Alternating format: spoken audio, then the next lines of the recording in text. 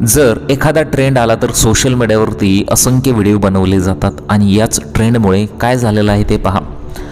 जे ट्रेंडिंग कानटोपी आहे तिच्यामुळे काय झालेलं आहे पहा. चॅनलवरती पहिल्यांदा आला असेल, चॅनल अजून सबस्क्राईब केलं नसेल तर जरूर सबस्क्राईब करा. आता बनी मफलर असं सुद्धा या कानटोपीला म्हणलं जातं. त्याचबरोबर ही कानटोपी हलते, त्यामुळे सोशल मीडियावरती बरेचसे याचे व्हिडिओ आले होते. आता ही कानटोपी पहिल्यांदा 50 रुपयाला मिळायची, परंतु ट्रेंडिंग झाल्यानंतर अक्षरशः ही कानटोपी 250 रुपयाला मिळत आहे.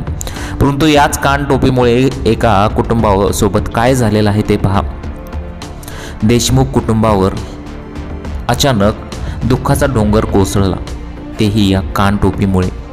संजय देशमुख वय वर्ष 35 हे गावात मजुरी करून कुटुंबाचा उदरनिर्वाह करत होते. पत्नी, लहान मुलगी आर्या आणि वृद्ध आईवडील असा त्यांचा छोटासा संसार होता.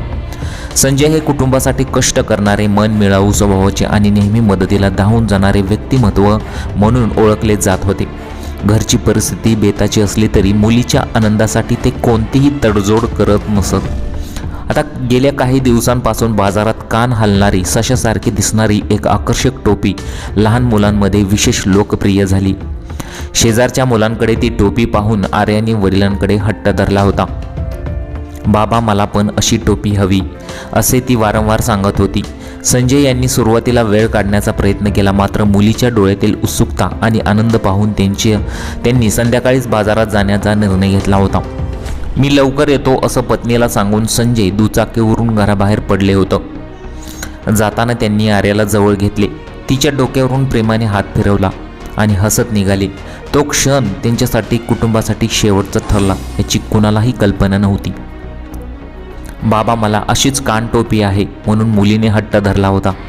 आता ती छोटीशी कानटोपी आहे, त्यातच मुलीचा आनंद आहे असं म्हणून वडिलांनी अक्षरशः मग ते दुकानात जाऊन ती कानटोपी घेऊन येतो असं तिला सांगितलं होतं. आता मुलगी आशेची वडिलांची वाट बघत होती, कधी मला ती टोपी मिळेल आणि कधी ती आनंदी होईल असं तिथे एक चित्र निर्माण झालं होतं. मी लवकर येतो असं पत्नीला सांगून संजय दुचाकीवरून घराबाहेर पडले.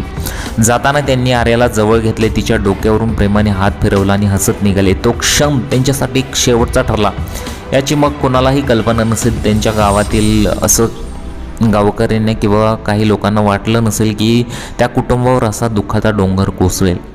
बाजारात पोहोचल्यानंतर संजय यांनी अनेक दुकाने पाहिली. शेवटी राखाडी रंगाची मऊ आणि कान ओढल्यावर हलणारी, वर खाली हलणारी टोपी त्यांनी खरेदी केली.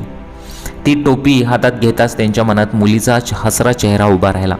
ही टोपी घातल्यावर आर्या किती खुश होईल असा विचार करत त्यांनी ती नीट पिशवीत ठेवली आणि घरी परतण्यासाठी निघाली. परंतु अक्षरशः ती धक्कादायक घटना त्यांच्यासोबत घडली. दरम्यान गावाबाहेरील मुख्य रस्त्यावर एका वळणावर अचानक समोरून भरधाव येणाऱ्या वाहनाने त्यांच्या दुचाकीला जोरदार धडक दिली.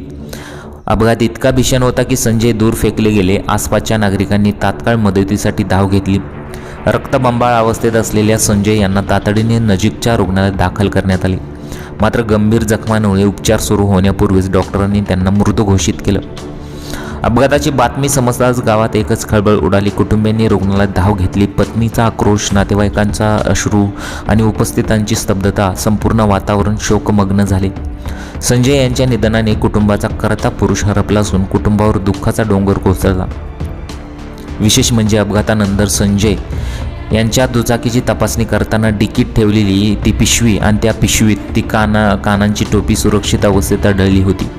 ही बाब समोर येताच उपस्थितांच्या डोळे पाणवले. ज्या वस्तूसाठी संजय घराबाहेर पडले होते तीच वस्तू आज त्यांच्या आठवणींचे आणि त्यागाचे प्रतीक ठरले. घरी पोहोचल्यानंतर ती टोपी पाहताच पत्नीला भावनांचा आवेग अनावर झाला.